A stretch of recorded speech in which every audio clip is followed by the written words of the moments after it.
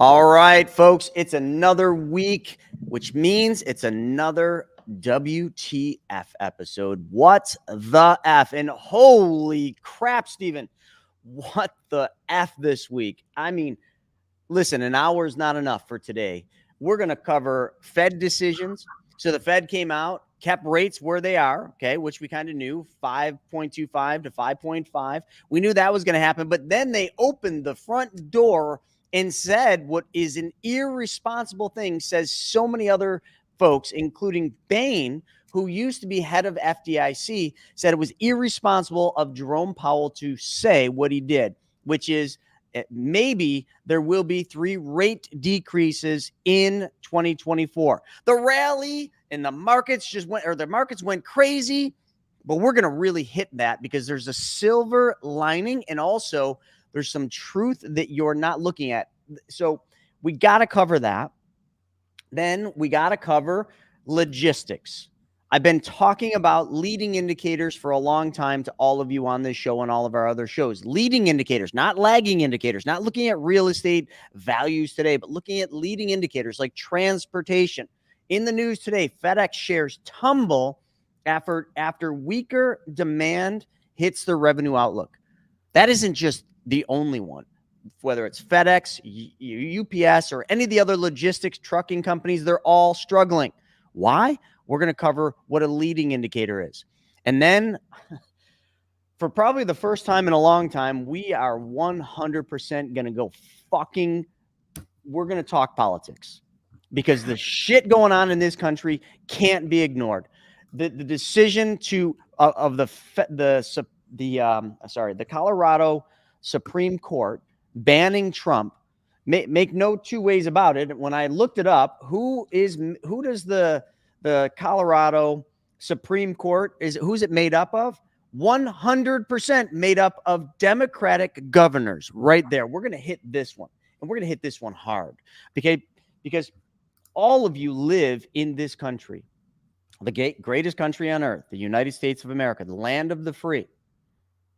That right there is absolutely something that should concern you.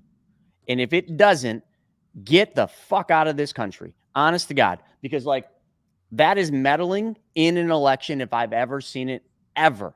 Trump has not yet been proven guilty, and they're going and making these decisions. But you know what's going to happen? The Supreme Court, the federal Supreme Court, more than likely is going to step in because a state can't meddle in a federal election. We're going to talk about that.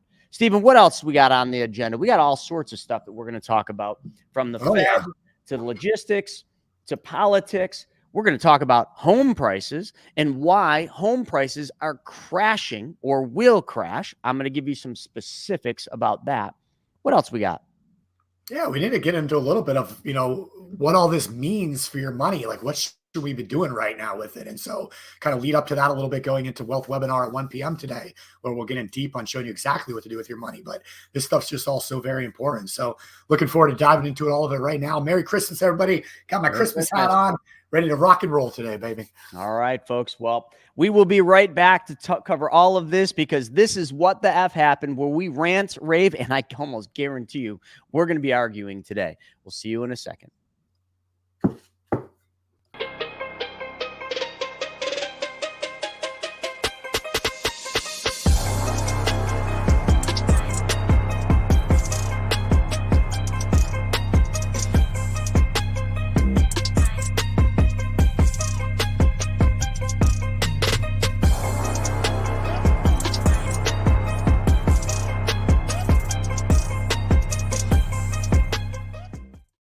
All right, welcome back to What the F Happened, the final episode before Christmas. So to each and every single one of you, from us here at Money School, BYOB, and Private Money Club, and the whole WTF crew, which is myself and my trusted colleague, Mr. Snaggy, and of course, the Lazy Cash is in the house as always. Now, TikTok, you guys can't see it, but there's the tail. So we got the Lazy Cash. So Merry Christmas to all of you, and happy holidays. But we got a lot to cover today, don't we, Stephen? Oh yeah. Oh, yeah. I say we dive right into this election. Let's hit it. Let's dive right in. So if any of you haven't been living under a rock, you have seen the news, and Stephen will put it up on the screen, that Colorado disqualified Trump for the 2024 election. The state Supreme Court, and I preface state Supreme Court, which, if I pull this up and I'll read it right from it, is made up 100% of Democratic governors, okay, 6 of whom won retention elections, and the 7th will run for that next year, okay? So what they basically did is they said Trump can't run or can't be on the ballot. Now, does that mean you can't vote for Trump in Colorado? No, you could just write his name on the ballot and your ballot has to be counted. But Stephen, you had said something earlier, and I know some of you are going to kind of have your things you want to say about this, but I don't really care, because this is the most ridiculous thing I've ever heard of ever. In my 46 years on this earth, when it comes to politics, this is such a disgrace for this country, is what it really, truly is. Now, listen, whether you like the dude or you like Trump, or maybe you like Kennedy, and also they tried doing the same thing to Kennedy in Utah. I don't know if you guys heard about that, but we certainly can hit that one. I don't care who you vote for. You live in this country because you have the freedom to vote for anybody you want. But when people or state Supreme Courts or whatever you want to call it start meddling in an election like this, a federal election, you better start asking some questions. Stephen, what did you call this? You had told me earlier that this is meddling with the law, or using the law to how did you describe it? They call it lawfare. So, using the law as a form of warfare against somebody. And so what we're seeing with all these different cases, and there's several cases now, against Trump, that are in the courts. All of them are pending. They're all still, active, open cases, but you have different, you have the classified documents case going on. There's a couple civil cases against him going on. There's the election interference case against him. And they're in different states. In Georgia, I believe there's some in DC. There's the hush money scheme going on. So there's these different cases that are happening in these different states and jurisdictions around the country. And most people, if you look at it from the outside, it's, there's definitely a gray area in the law where, okay, you can see how this is happening and nobody's above the law, but it's unprecedented what he's been charged with and the way it's happened, and just the timelines of when you look at different appeals and different things that are happening in these court cases, they all seem to be lining up exactly with the 2024 presidential election, that, Donald Trump is definitely the, leader of the Republican Party right now. If you look at all polls, he's crushing everybody, including Biden. And, he's running away with this thing as of right now. So they're going after him in all these different legal manners.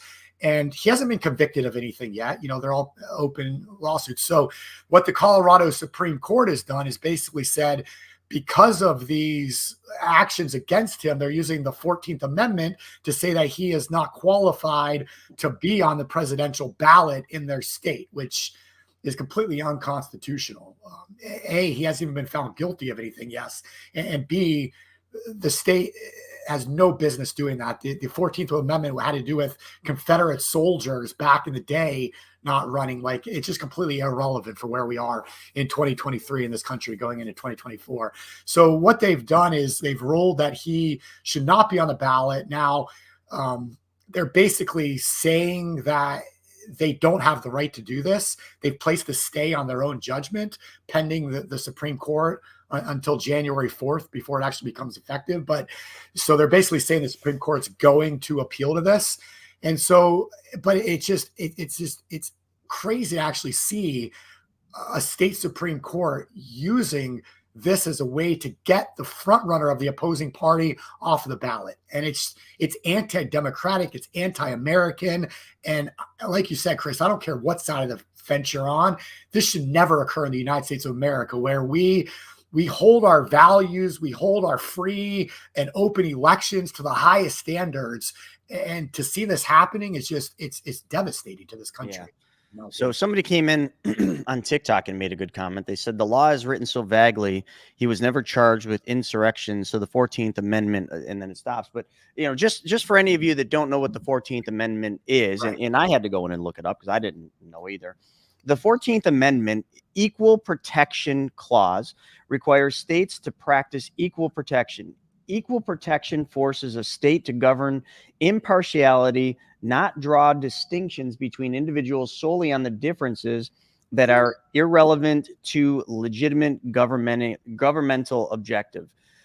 So that's that's what I'm reading here. And like you said, Stephen, it was done in 1866 to Well, ratify. they're saying that he was an insurrection, like that's kind of what they're using, but But he he's was not. never He wasn't charged. charged He was against not even it. charged with insurrection. Not Like even. No.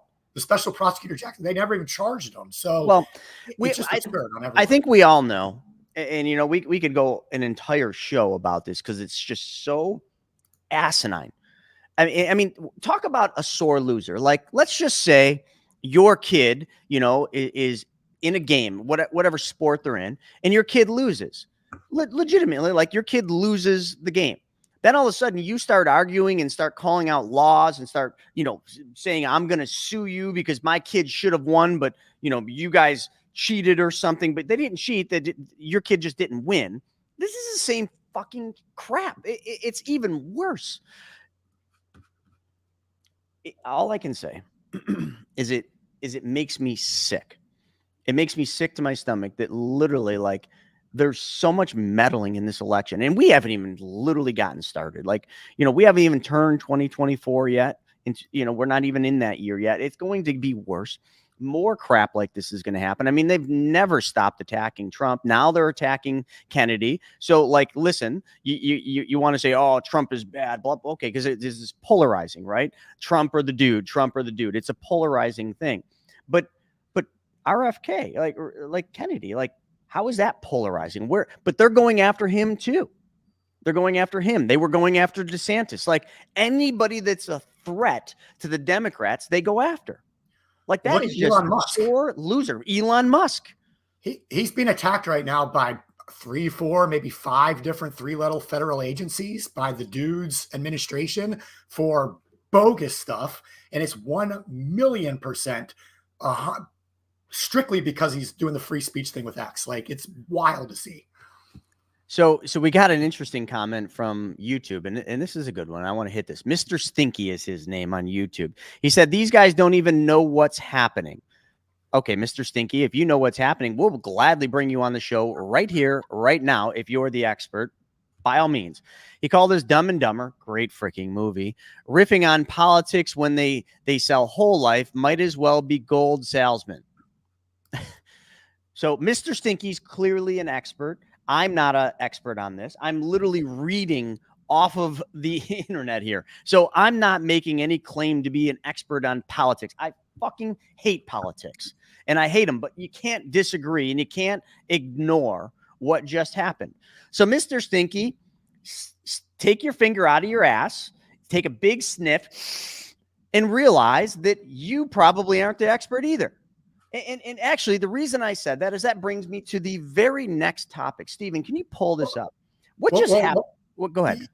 Well, also, I mean, he called us gold salesman. I don't even know what that means, but just if you haven't been watching, gold is at all-time highs right now, so it might not be a bad idea to buy a little gold. But yeah, people are. Here we go. My point is made.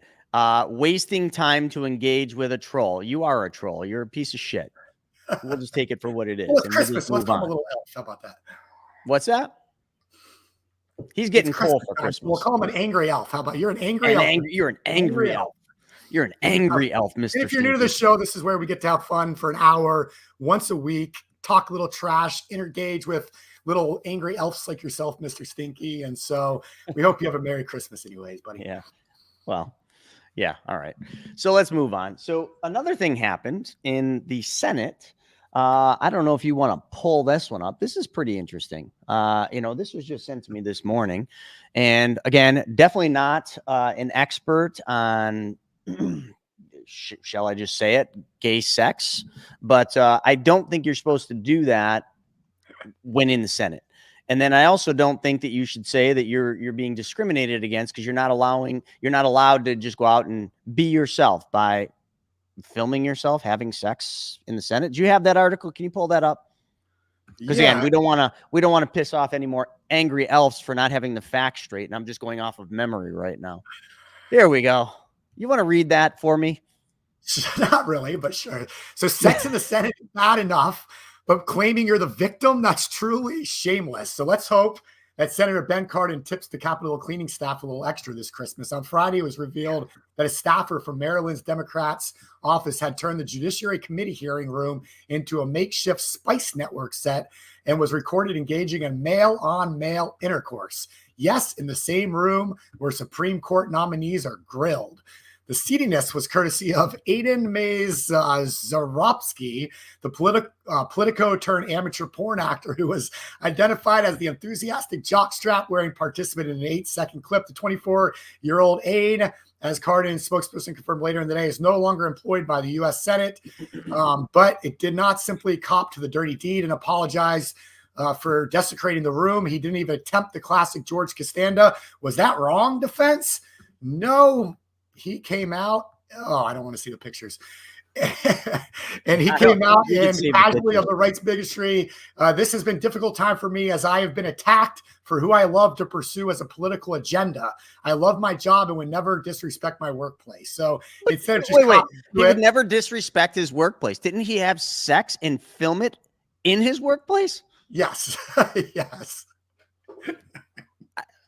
I don't even know what to say. Does anyone have a comment on this? I sincerely have nothing to say. Even if I wanted caught to say red-handed or caught red-dicked, I don't know, and still just like I'm the victim. The amount of victim mentality and entitlement is just unbelievable in this country right now. Unreally, unfreaking believable. Listen, folks, I wish we just made this shit up. I sometimes I wish, Stephen, that this show was just the National Enquirer, where we can just literally just make the most outlandish lies and just make stuff up like National Enquirer used to. It was always cool. It was like, Bigfoot walks through New York City and they got a picture of Bigfoot in Central Park or something. Like, that's not real, but like they put it on there and that got views. But this is real. This isn't National Enquirer. This isn't Bigfoot in Central Park. This is this legitimately happened. It's unbelievable. All right. Let's anything else on the shenanigans going on in the Senate? I'm sure I can't even keep up with it at this point, though. So let's move on to some financial news, I think. All right, let's talk a little bit about FedEx. So,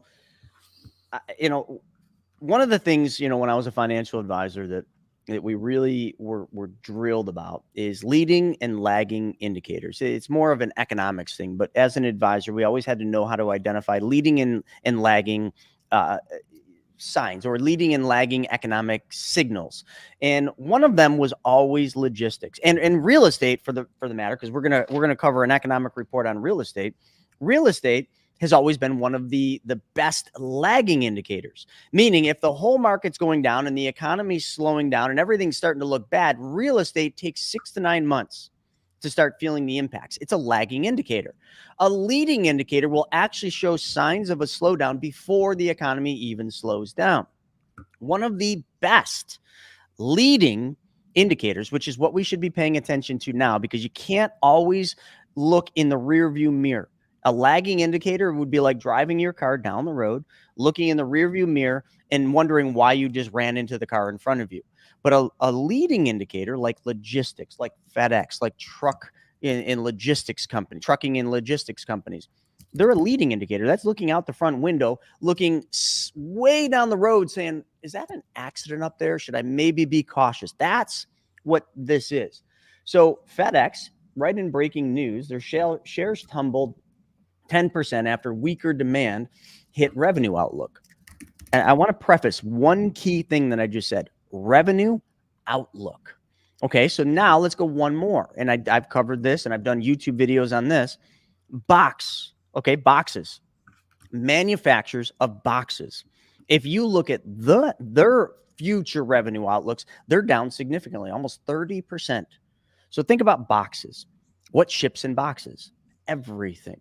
So if everything's slowing down and future orders are coming in lower, box manufacturers cut their outlook. They stop making as many boxes, which then translates down to FedEx. FedEx has less boxes to ship. These are leading indicators pointing in one place, the same thing we've been talking about over and over. Where are we going economically? Where are we going with the stock market? Is it going to go up? We made new highs because obviously Jerome Powell came on, opened the front door, said there's going to, potentially 3 rate decreases in 2024. Now, let's think about leading indicators. Jerome Powell's comment about leaving the front door open for 3 rate decreases. Let's think about that, right? Markets loved it. They rallied. They're like, oh my God, yes, the interest rates are going down, which would be good for the stock market. It really would. If interest rates come down, you get paid less money for safe assets like money markets and treasury bonds and all the things that have guarantees. You get paid less for those. So where does money flow? Back into riskier assets. Look, during the pandemic, what was everybody doing? Investing in risky assets because everything was going to the moon, right? Whether it was Bitcoin, crypto, shitcoin, whatever you want to call it. Everybody was seeking risky assets because they weren't being paid on safe assets like AAA rated corporate bonds, like treasury bonds, like bank accounts, like money market accounts. You remember that. This is all happening real time. You know this. Then the Fed started raising interest rates. Those raises in interest rates resulted in higher yields and higher interest rate paid on safe assets. So money moves from risky assets to safe assets. Typically, a leading indicator of telling you that shit's going to hit the fan. Okay, but then the Fed, who in my opinion is trying to play God, okay, is literally then going to come out and say we're going to decrease rates. So let's just think about the silver lining here. First off, if you're putting money in the stock market right now, if your financial advisor is telling you, oh, the Fed's going to drop rates, everything's going to be okay, we're going to see a bull run in 2024, I think you need to have your head examined, because here's how I see this. I think what Jerome Powell was saying, we're going to drop rates 3 times. Is he going to be wrong? Probably not. But the reasoning for the rate decreases is probably more than likely going to be, Stephen, what do you think would be a reason for the Fed to drop interest rates? Well, I mean, if the market starts to tank, if the economy starts to slow down, if unemployment numbers start to go up and we actually enter a recession, the number one thing the Fed's going to do is drop interest rates. So that's probably not what most of you thought when you heard that comment. You probably watched the markets and got super excited, which would be the exact wrong thing to do. You should be fearful based on what the Fed just said. Now, listen, I can't predict the future, and I'm not trying to time the markets. And I certainly know that the Fed can make very fast decisions, even though the Fed is giant, right? The Fed is everything we know when it comes to the central banking system here. They control all monetary policy. They're not owned by the government. They are not a federal institution. They are an independent institution, and I think one of the board members happens to be Satan, but that's just my opinion, okay? No proof on that. But the Fed is like a U.S. destroyer. Now, I don't know if any of you have friends in the Navy, but I just love the Navy. I love ships. I love just watching what these destroyers can do. Now, anyone ever see a destroyer? Anyone ever been on one? It is a ginormous ship. So you would look at that destroyer and you would say, can that destroyer turn on a dime? Can it do a 180 degree or a 90 degree turn quickly? You would think, well, no, it's a giant ship. It's going to be slow to turn like a cruise ship would be. A destroyer can do things that you physically would never think possible of a ship that size. So now that you've got the destroyer in your mind and you got the fact that it can literally bank on a 90 degree, it can pivot on 90 degrees. And if there's any military men or women or veterans on here, first off, thank you for your service. Merry Christmas to all of you. But also, if you've ever been on a destroyer or gone through where they're going out and they're practicing this and drilling this, I'm sorry, I'm forgetting the maneuvers what they call that. you basically know that this is possible. The impossible is possible on these ships. Well, the reason I talk about the destroyer ship is because the Fed is just like that. The impossible is possible. They can turn on a dime. They can be raising rates instantly and then just all of a sudden decrease rates just on a dime. Now, is it good? No. But can they do it? Yes. So you can never bet against the Fed. But the Fed, I think, is trying to literally manipulate and trying to avoid a recession, as they have since 2008, even before that. They literally have now been practicing modern monetary theory economics, not Austrian economics, not Keynesian economics, modern monetary theory, which is a very dangerous thing. And you want to know how dangerous it is? Just study Rome. Study the Roman Empire. It's the same identical thing going on right now. Rome failed because they were clipping coins, and there's a lot of other reasons, but just think about that. That's what they're doing. So they're trying to soft land something that is not soft landable. And I sincerely look at these comments by Powell, and I think it's because I think they see a recession, even though they won't say that because they don't want to spark fear in, the citizens. They literally want citizens to just go about doing whatever. But here's the other dangerous thing about that. Let's just say they did do this. They paused rates and they start decreasing rates. What do you think that's going to do for inflation? Stephen, what if they started decreasing rates? What would that mean for inflation? Which, remember, the Fed's target for inflation is 2%. We are now at 3.1 and actually ticking up because people keep spending money. Shame on all of you for spending money. But hey, you're spending money that you're not even making because you're putting it on credit cards, or the majority of the people are, because that's why credit cards peaked over $1 trillion. It's a major problem. Defaults on credit cards are going through the roof. Defaults on car loans going through the roof. Defaults on mortgages are absolutely starting to go up. Not going through the roof like the other two, but they're going up. All leading indicators that we are not going into good times. We are going into scary times, downward times, economic troubling times. So if the Fed decreases rates too prematurely, they will more than likely stimulate people to rush out and buy new homes. And that's already happening. We're going to hit that in a second. Okay. Everybody's going to get excited. People are going to rush into risky assets. People are going to borrow money because maybe they got a mortgage at 8% and they're going to refinance it at 7%. You're going to have all sorts of stimulus, which is then going to do what? Increase inflation. This is how hyperinflation is created. Literally, like this is the ingredients, the secret French fry ingredients of how you create hyperinflation.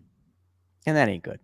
So, Stephen, I don't know if you have anything to say on that, but I mean, that for, our finger smelling guy, Mr. Stinky, the angry elf, those are facts, buddy. And you know what? I know what I'm talking about there. I don't know what I'm talking about with politics, but I know what I'm talking about there. So Mr. Stinky's long gone. Yeah, no, it's it creates a vicious cycle. I mean, if you're trying to, save the economy by driving rates one way or the other and control inflation, I mean, it takes away the whole idea of having an open market, and it's really not even capitalism anymore. It's just controlled by the Federal Reserve, which we know is how things work. But when they have to put that much into it, it just creates a vicious cycle that we're going to be very hard to get out of. Very, very, very difficult. I mean, a lot of people argue we should have let it all course correct in 2008 and not bailed out the banks and not bailed out everybody and everything like that. But that didn't happen. And, kind of kicking the can down the road, at some point we're going to have to face that maker, and it's just going to get worse and worse and make it harder and harder. I want to hit one thing here. John A, coming in from TikTok, said recessions are good. Now, how many of you think recessions are good? Anyone have a comment? Anyone think recessions are good? And as you're all typing in, the answer is absolutely. They're a necessary thing. If you study Austrian economics, it's one of the most cleansing things for the economy and for any economic cycle. Recessions are good. They're necessary. Yet you got the Fed basically playing. Now, I'm going to just go offline and I'm going to completely speculate. So please know what I'm about to say is my opinion only. It holds no relevance. It's just me logically thinking.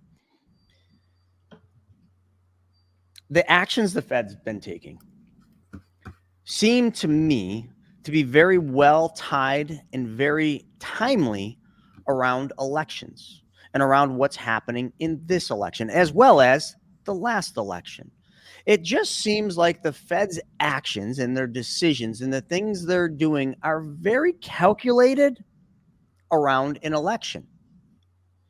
Because if the markets are doing well, if everything looked like it was moving up, if things were stabilized, wouldn't that maybe make people lean a little bit more into the dude, into the Democratic side and say, oh, they're doing such a great job, and maybe buy some more votes there? Because on the flip side, if we did let the economic cycle do what Ray Dalio shows in his video, The Economic Machine, what it should naturally do, follow the economic cycles of the short term and the long term debt cycles, and it's just the ebbs and flows. It's just how it goes. Okay, to John A's point, recessions actually are good. They're a cleansing, and right now, based on the sheer amount of Ponzi schemes out there and the sheer amount of just shenanigans going on, we need a severe cleansing. Okay, we literally just need to clean shit out. Okay, the pipes, the shitter's full. It's in the light of Christmas. If you've seen National Lampoon's Christmas Vacation, the shitter's full, and we need to empty the shitter, and that's what a recession would do. But you don't want to empty the shitter in an election year when, I'm just going to pick on the dude is not doing so good. Okay, can't remember what he says, and also not doing so good from just a polling standpoint. Okay, but hey, maybe there's something to that. Maybe I'm just talking shit. Maybe I don't even know what the hell I'm talking about. But logically, it kind of makes sense. Stephen, anything you have to say on that? No, he's perfectly said. So let's see. John A said lowering rates would increase inflation.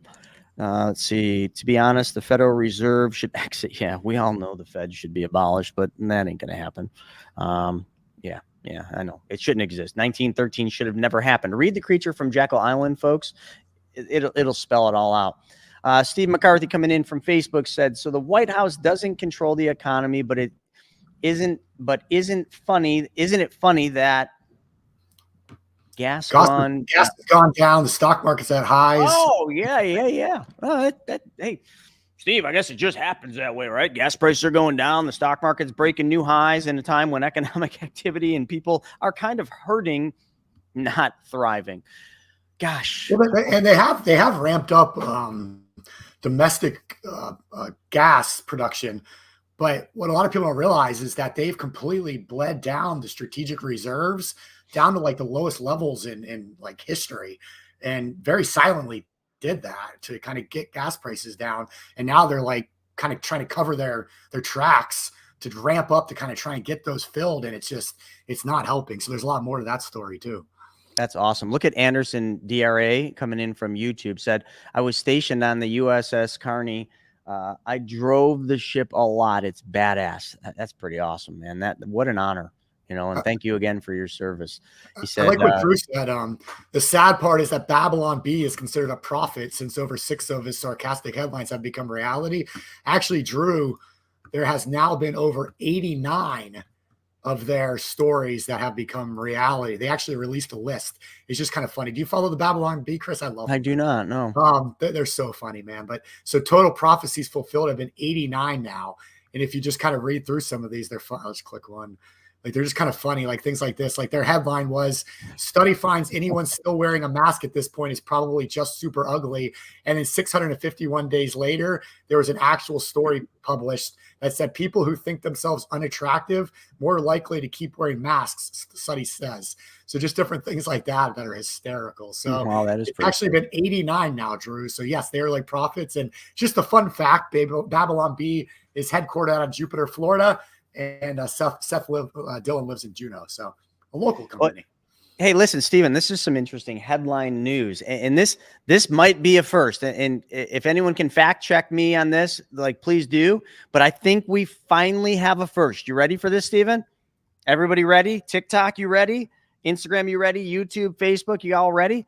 This is a first by my account. Jim Cramer says it's time for investors to take some profit in this hot market.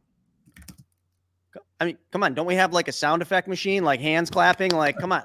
Like, that's a first. He actually said something intelligent. Like, maybe it's just me, but is it a first, or has there been other things Jim Cramer said that were actually intelligent?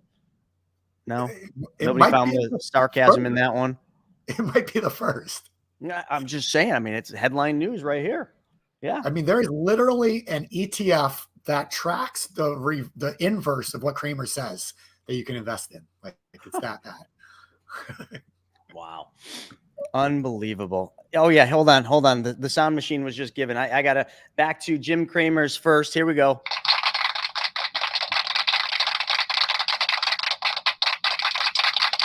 All right. So there's our hand claps.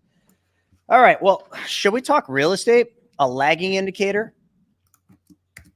Yeah. So here's an interesting thing, folks. So, you know, it was funny when Jerome Powell's comments came out and you read it, there was a whole bunch of TikTok and Instagram and activity, even on YouTube, of real estate investors saying, oh my God, it's time to buy.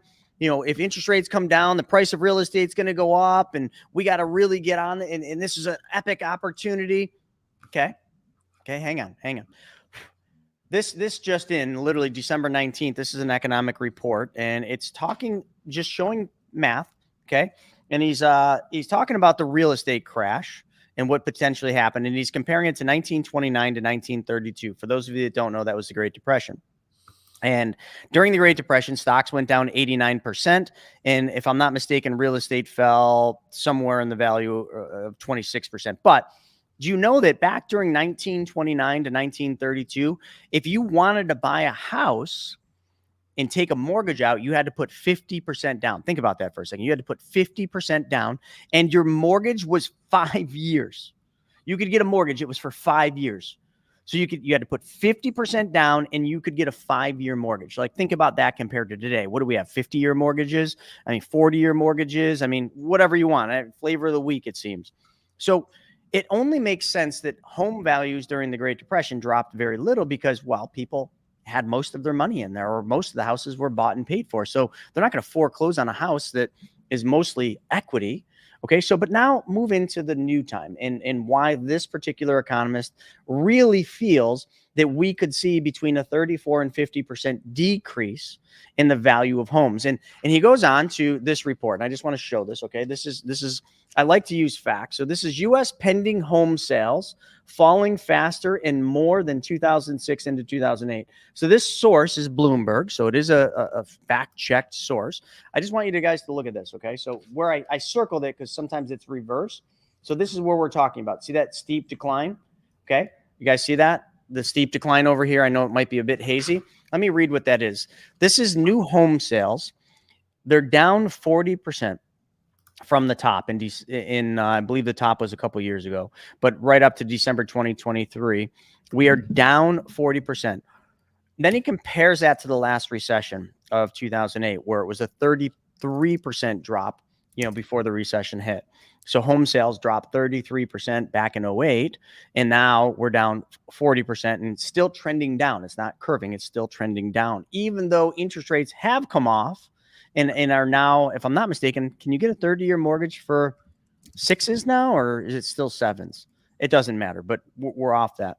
So then he's basically doing some math, and he's just showing, like, comparing prior recessions.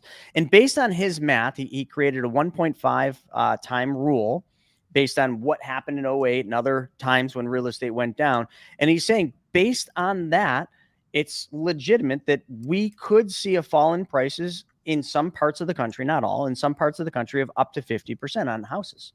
So let's say you read into Fed's, Jerome Powell's comments in a positive way, and you think everything's going to be okay, and you think they're going to soft land, which, hey, listen, they can pivot. Who knows? I'm not saying they can't pull it off, but I think all bets are against them. That'd be the worst bet you'd ever take in your life if you think that everything's going to be okay.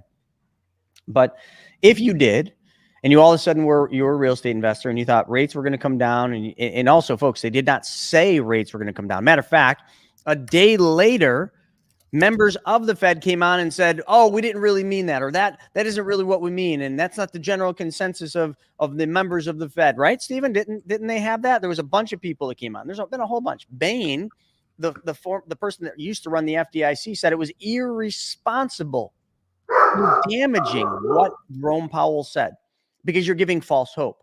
So if somebody's a real estate investor and they start jumping in thinking things are going to be good and their value of their house is going to go up that they buy, that's probably not going to happen.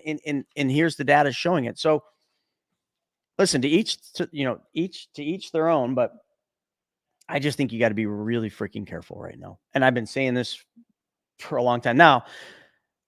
I do want to toot the horn a little bit. So I just want to kind of, do I have a horn on here that I can toot? Let's see. Whoop, wrong one. Anyway. Beep, beep. Yeah, beep, beep. So any of you that took positions in long-term treasury bonds, have you looked at your statements? Just asking for a friend. Have you checked it out? Have you looked? Like, like the one that I own, TLT, and I'm not making investment advice or giving suggestions or recommendations. I'm just telling you, I own TLT and ZROS. Okay. Anyone got any comments on treasury bonds? Or you're just not looking at your statements because you just had a one hell of a run because of speculation. Yeah, rates haven't even come down yet, but they said that they might because of the speculation, and the markets always pre-build in news. They build in like speculation. So the markets are very efficient. So what happened is the price of bonds, and this goes for municipal bonds, long-term municipal bonds, long-term corporate treasury or corporate bonds, and most specifically long-term treasury bonds. We had almost a $10 increase in the price of the bonds. Now that is pretty freaking impressive, but it's not like we haven't been telling you that's going to happen. It's not like for the better part of shoot, Stephen, what's it been? A year and probably 3 months. We've been talking about treasury bonds, the inverse relationship to interest rates, and what's going to happen. Rates are going up, price of the bonds are going down, which indeed they absolutely did. It's not speculation. It's not Jim Cramer recommendations, folks. This is just what happens. And then when interest rates go down, the price of the bonds goes back up. What I didn't think would happen is that the speculation of rates going down would drive that much emotion and that much activity in treasury bond prices, but it sure did. Rates on mortgages and everything else right now adjusted down, and yields came down on treasuries, and the price of the bonds went way up. So not a bad start. Not a bad start at all. So John A said he sold half of his TLT now, which may be great. Take some profits off the table, like Kramer's saying. I think it's a little too early. I'm definitely not selling my TLT, but John A might have bought it, a couple weeks ago and just took $10 in profit. Like there's nothing wrong with that, because I bet that increase we just saw will settle down because we'll start seeing that the inflation isn't where it needs to be. We'll start seeing that this is very much so, like I was logically talking about, a play trying to appease the dude. I don't know how else to call it anymore. But anyway, I think we'll probably come back down a little bit in the price of those bonds, but not a bad play, John. I'm glad you made some money. So with that being said, if everything is going to be great right now, we've got the markets, the futures are down a little bit. So what else do we got in the news, Stephen? Is there anything even good? Oh, interesting. Do you all know that Teslas, if you look at statistics, Teslas are the number one cars in accidents right now. So there's no car leading accidents more than Teslas right now, which I found kind of interesting. Useless. I don't know if I believe that. I feel like that's a lot of just trying to go after Tesla because of Elon. Guaranteed. That's why I said that. Tesla drivers, highest accident rates. And then BMW drivers have the highest DUI rates. So basically what they're saying is if you own a BMW, you're an alcoholic. And if you own a Tesla, you're a terrible driver. But don't Teslas just drive themselves? And if you own a Prius, you're an a-hole because you drive in the fast passing lane all the time going 50 miles an hour. Well said. I think that is a factual statement right there. Chris Bizup said hipsters can't drive. Yeah, who knows? This is the crap that's in the news. I'm just trying. But to your point on the houses and the mortgages, I mean, this has just come out this morning. Mortgage demand slips despite another drop in interest rates. So they're down from 7.07, so just under 7 now, Chris, 6.83%. But we talk to a lot of people on the phone every day, obviously, and I'm hearing more and more people telling me that they've either lost their jobs or their income is way down because they were in the mortgage industry or an industry that's really been hit recently. And so we're starting to see this start to happen. So just because rates start to come down doesn't necessarily people mean they're in a position to purchase homes. And so that's when we're going to start seeing some of the stuff you were just talking about happen. I mean, I sent you that Facebook, Chris, earlier, talking about how this was a wholesaler, one of our a wholesaler, and he said he's had 2 sellers contact him within the last 60 days, where they bought a new home a couple years ago with low interest rates. It's a new build, but there's no equity in the home. Beautiful homes, just no equity. And the sellers just want to walk away. They can't sell the house and they just want to walk away from it. So I think a lot of people have kind of got caught up in the home buying hype over the last several years and might not have been a great idea. And now they're kind of stuck with them because prices are coming down. So I think we're going to start seeing that snowball more and more. I agree. And this is kind of interesting. I went over to Yahoo Finance and headline news: stocks open lower as rally takes a breather. But right next to it says, why belief in a soft landing could be risky. That could be an interesting article. I'll copy this because that goes right in line with what we were just saying. I'll put this over in the chat. You guys can read this on your own. I haven't read it, so I don't really want to comment too much on it, but we've already hit that one. I just thought that was pretty interesting as we were just talking about it, how believing in that is probably not good for your financial health. Another thing that I saw, Robert Kiyosaki is pretty outlandish. I think you guys can all probably agree, but there's a source here saying the richest country in the world is now bankrupt. Now, there was an article I don't know if it was an article or a report not long ago, and then Ray Dalio spoke on this a lot, basically saying we've crossed the point of no return. In other words, he's saying that the United States is now literally defunct because they cannot pay the interest on its debt. The GDP is not sufficient to pay the interest on the U.S. deficit. Whoops. They had to pick some money up off the ground. Guess Jerome Powell must have authorized some additional hundos getting handed out there. I just found them just sitting on the ground. But anyway, yeah, so that's an interesting thing.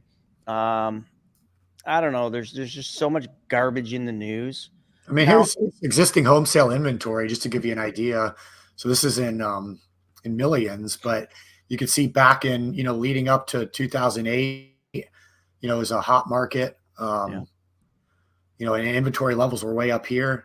Then the crash happens, obviously, nobody could sell their homes, all the foreclosures and everything. And then we saw that drop. And here's where we're at today. I mean, COVID, obviously this was the real estate boom. So inventory levels were very low. Nobody could buy a home, definitely a seller's market. And you kind of see how that's starting to fluctuate a little bit. So something to keep an eye on. If these levels start to rise, that's when we're really going to see some stuff happen. Well, there's going to be a lot of things to be concerned about, and I'm not going to call anybody out, but I mean, you've got so many creative concepts out there when it comes to buying real estate, in lieu of mortgages, people are making offers on houses, taking over the payments for somebody else. But let me just ask you this. Let's just say you're a real estate investor, and we're just going to play role play here. You're a real estate investor.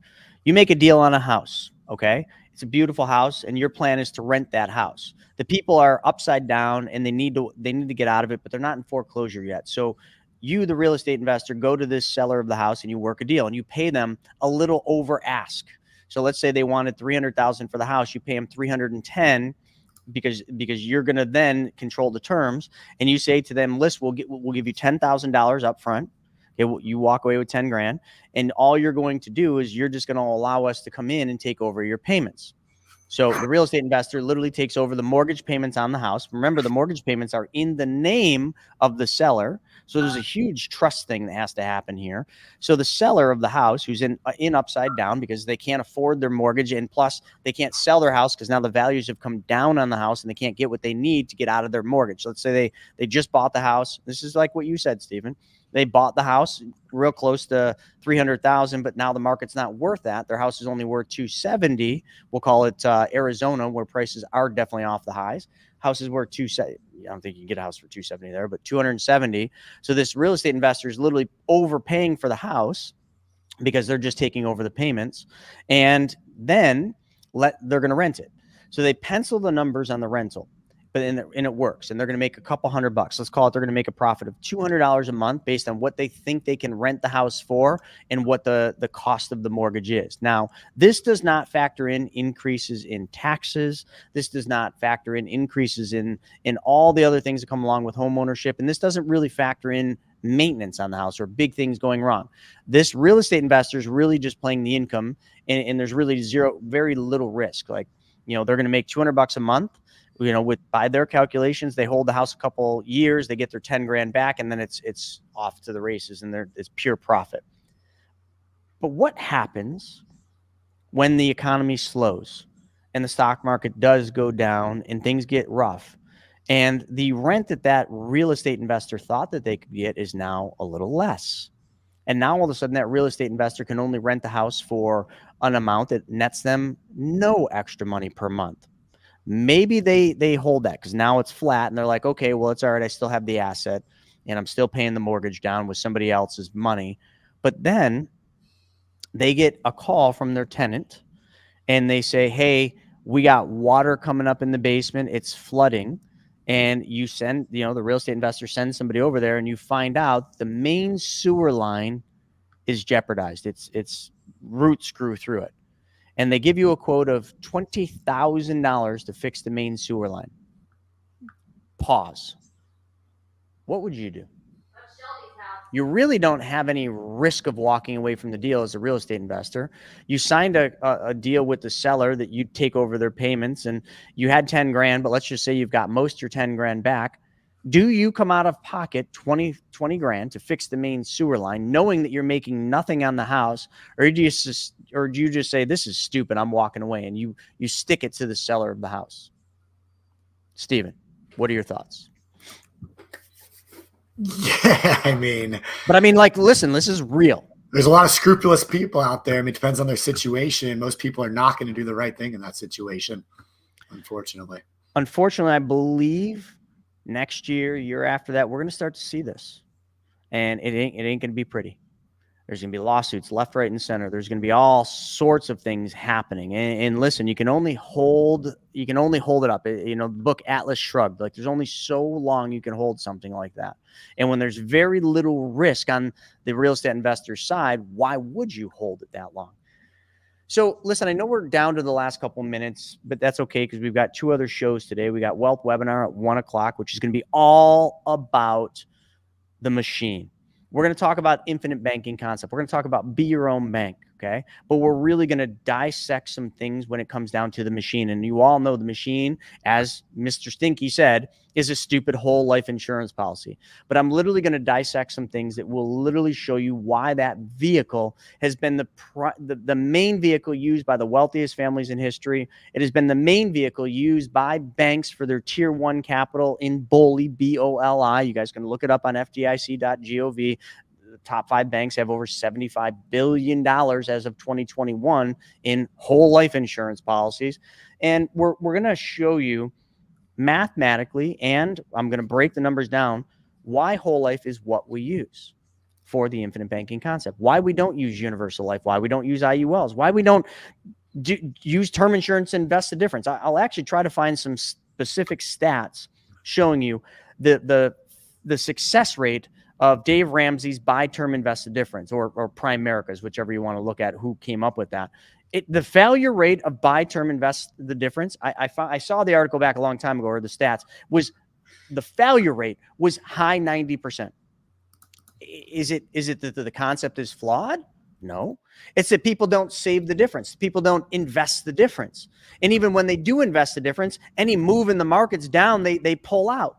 Their emotions get in and they move their money out of the market. So buy term invest the difference factually fails. Most people, to the extent of over 90% of the people that use buy term invest the difference, will fail with that, jeopardizing their family, because eventually the term insurance will term out before you graduate. So then your family's left with nothing because you bought into a concept that didn't work because you didn't help make it work. Well, the infinite banking concept isn't too different. The infinite banking concept works at a much higher probability, okay? But because it always works. But people can fail. People cannot apply the infinite banking concept. People can be unhonest bankers and steal from their bank. But what we're going to do today is we're going to show you the numbers and how it works, going deep down the rabbit hole and getting into that. That's what we're going to cover on Wealth Webinar. But I do want to go into one final little thing in the last 2 minutes that I have here.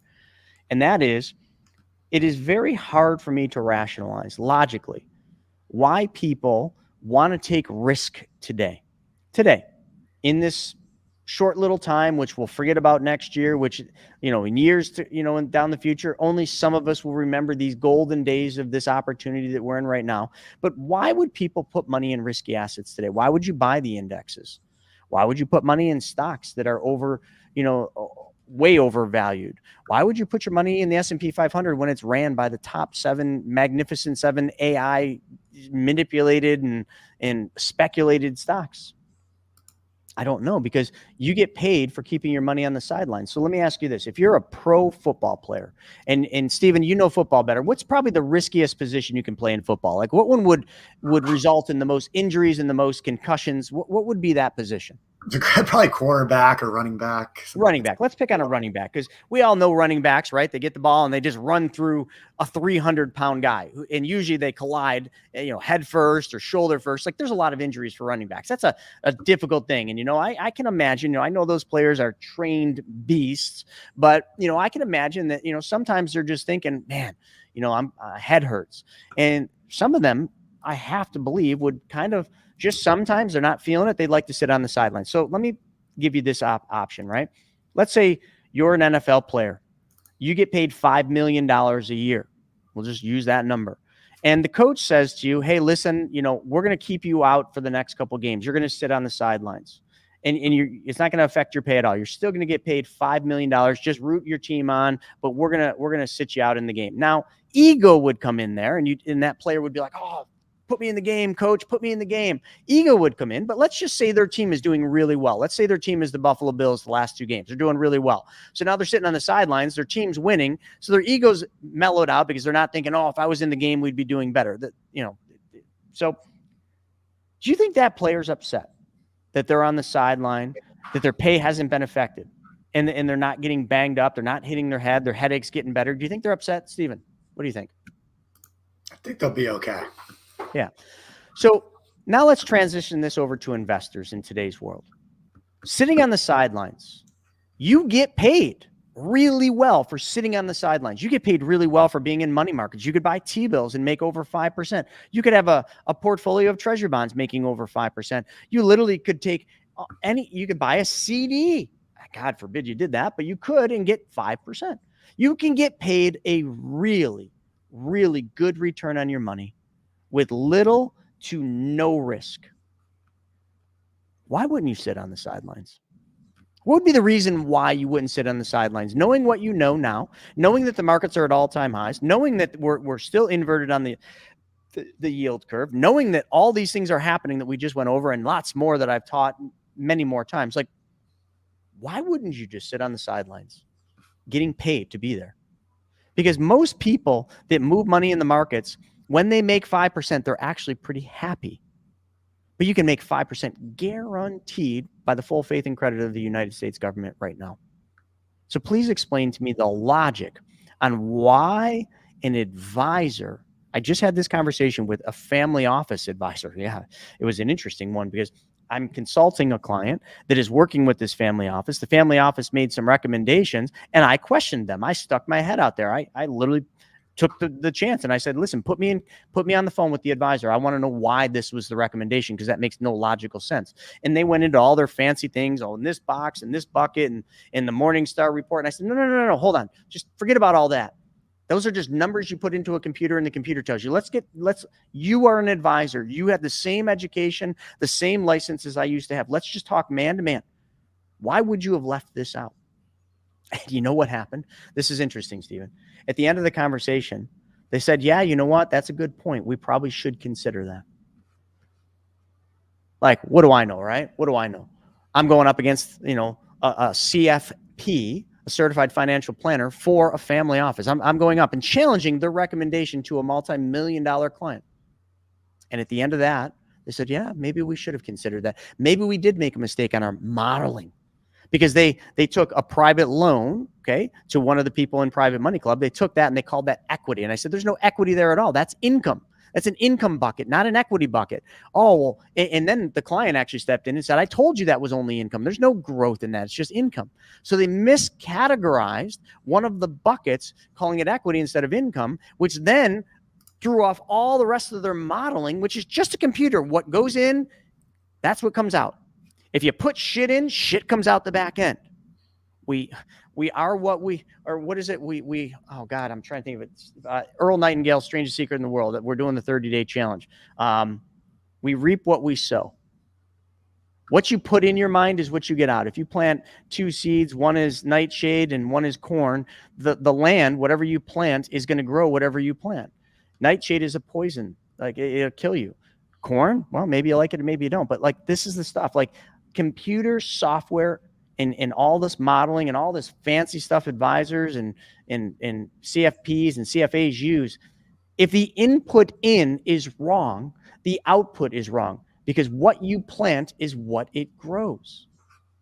What I'm trying to say is, like, right now, I just logically, I don't care how old you are or how young you are, I can't make sense out of why you would put money in risky assets right now. I just can't. So I'll let you all think about that. And I'll let you all make some decisions, because some folks over here were asking about their 401k and that. Now we got some people, what asking about NVIDIA. NVIDIA is, just look at the fundamentals. Just look at the fundamentals of NVIDIA. It is so overvalued based on speculation of AI and chips. And listen, maybe all that works out, but it's speculation nonetheless. Fundamentally, I think you'd have a hard time. I think Warren Buffett would have a hard time going in and fundamentally making sense of any stock right now. Now, Warren has money he has to invest, which he's probably investing in the Magnificent Sevens, if I'd have to guess. But I can also tell you one thing for certain. Warren Buffett and Berkshire Hathaway are sitting on more cash on the sidelines than I think almost probably ever before, or at least close to ever before. Take that one to the bank. Folks, I hope you've all enjoyed this episode of WTF, What the F Happened. And I hope maybe, just maybe, you're kind of looking at all this stuff that's going on out there, just saying, what the F? With that being said, we will both see you this afternoon at 1 p.m., where we're going to unravel and deconstruct the machine that we know to be called whole life insurance. We'll see you then.